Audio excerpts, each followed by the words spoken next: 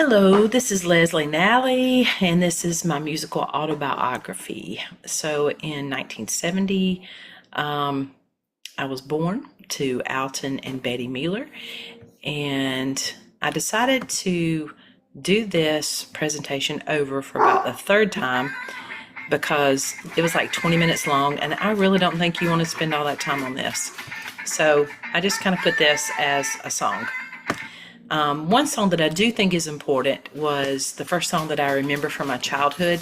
I was 2 years old, and I remember that the record, I couldn't read, and so my dad had to draw a puppy dog on the side that, on the B side. I think it was the B side, actually. And so this is Donny Osmond's Puppy Love, one of my favorite songs as a child, and my musical crush.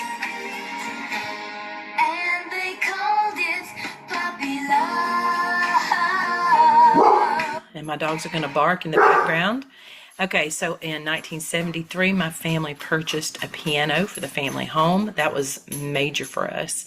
Mom had great plans for me and my sister to take lessons, and we were the typical middle-class family, so it was pretty cool that we had that. In 1975, my piano lessons began. I was 5 years old. I took a class with about 10 other students, and in 1976 I got kicked out of class. My teacher, Andrea Owens, told my mother that she did not know how to teach someone who played by ear, and I tried to change the key that a piece was written in, and she didn't like that. So yeah, got kicked out. I was 6 years old, not a good thing. When I was 7 years old, that was a big turning point for me. It kind of opened up a new genre of music. I got saved and baptized, and so I kind of chose I'll Fly Away in a Southern gospel genre to put behind this slide. When I was 12 years old in 1982, I signed up to take trumpet, and I was also in choir. And this is an example of beginning band. It's pretty bad, but I stuck with it because in 1984 through 1988, actually it probably was the end of 1984. I was the youngest person in my high school, in my middle school, to actually march with the high school band. So I was allowed to do that. I was an 8th grader marching. Now I think it's pretty common. And I played the song Fierro. I don't think you want to hear all that. Like I said, this is very long. In 1987 and 88, I was elected as the drum major. And so I was pretty excited to serve the BHP Marching Bear Band in that aspect. When I graduated high school in 1988, my stepdad bought me an acoustic Washburn guitar. And so that was a major thing for me. I taught myself to play. And I went to Lander University from 1988 to 89. I was a music major with an emphasis in trumpet and in vocals. And so this was Def Leppard was popular back then. But Lander was not the place for me. I had a trumpet instructor who was not happy unless I cried at every lesson, and so I dropped out, got a crappy job, and then got married to this fella. This is Stan Griffin, and we were married in 1990. I thought that was a pretty good song. Like every good Southern bride, I was pregnant when I was married, and so I ended up having Kendall Marie Griffin, and Kendall was born in 1991. And this song is Sammy Kershaw. It's called She Don't Know She's Beautiful. There's a story behind that. A quick story I'll tell you, that she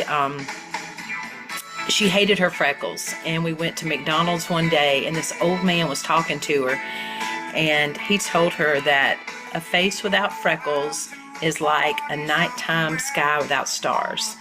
And I thought that was just a beautiful saying. but she truthfully didn't know how beautiful she was inside and out. And then in 1994, my son Jason was born.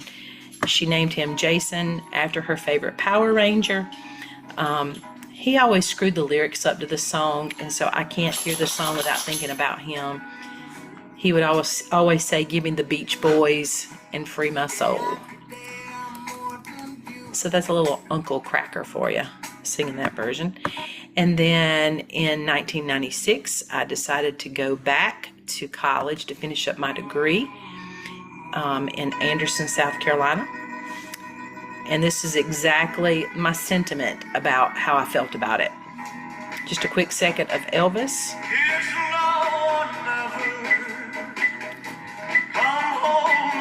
So at the time I was working at Winn-Dixie and I was making cupcakes, and my daughter was so proud of me, but southern hair and a hairnet do not go together. So I graduated college in 1999, and I took my first job at Palmetto High School, where I had a ladies choir, and this is a song that they sang, the Java Jive by the Manhattan Transfers. Learned a lot when I was there from those ladies, and it was a great experience. Love that song. And then in 2000, my daughter Marley was born. And this song is by Kenny Chesney, and it's called Wild Child. Not that she's wild, but she has a gypsy soul. And that's what this song talks about. And it's her song. Then in 2002, my daughter Sydney was born, and this is called My Little Girl. This is Tim McGraw. Love that song. A lot of emotion in that song. 2004, I took a job at Shady Grove Baptist Church as a worship leader. I was really proud of my work there. First of all, you don't have a lot of females in that, and so I did a pretty good job when I was there. In 2011, my grandson Aiden was born. Little James Taylor for you. He is my heart. My heart. And then in 2012, I decided I was going to leave South Carolina and separate from my husband. And so you can't live in the South, work in a church, and be separated. And so rather than have my kids go through that, I just took them to through a dart, and that's where it landed. Then Ivy was born. She is my first granddaughter. And this kid, she used to sing this song by Old Dominion. It's called Snapback. And so this is my only granddaughter, and she uses her position to get whatever she wants. And then in 2016, this is one of the first thoughts that I had of going to school to become a music therapist. Hunter Tate, he was born, and he has autism, and he is non-speaking. And so he loves music. Whenever he spends the night, he puts this on, and you will hear him stomping through the house because he just interacts with it. It charges him up. And then in 2019, this beauty of a blonde-haired, blue-eyed boy was born. This is Junie, and he thinks he is Spider-Man.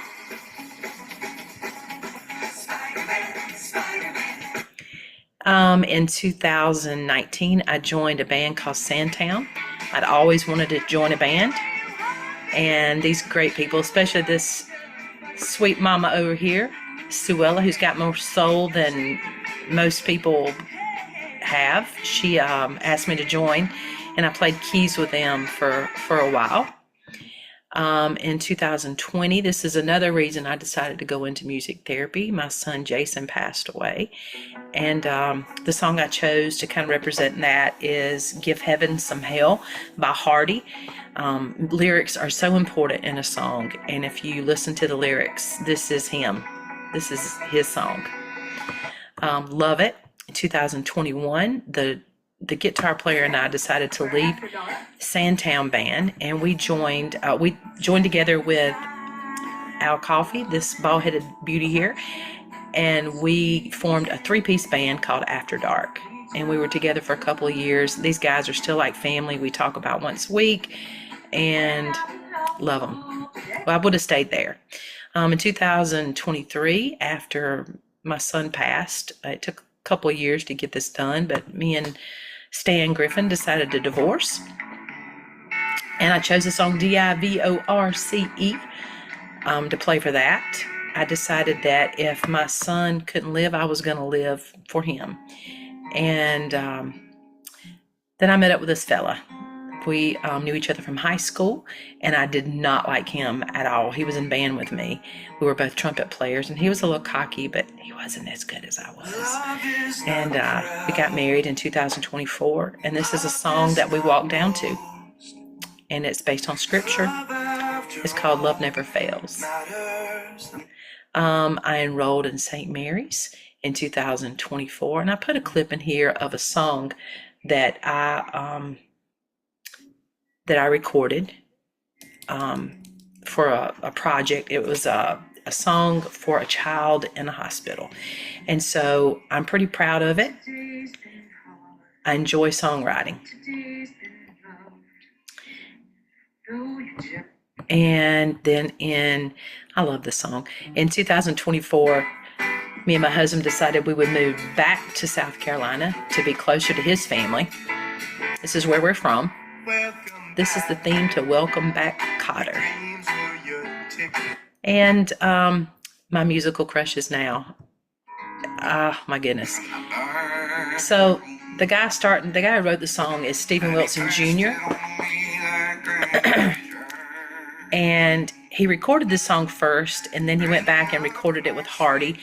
So Stephen Wilson Jr. is here. He really looks like he is on,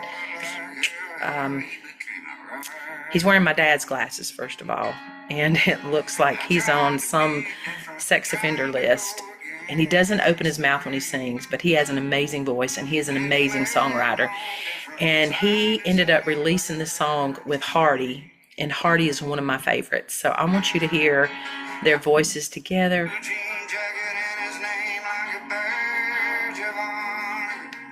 It's a song called Father Son. It's my favorite song right now.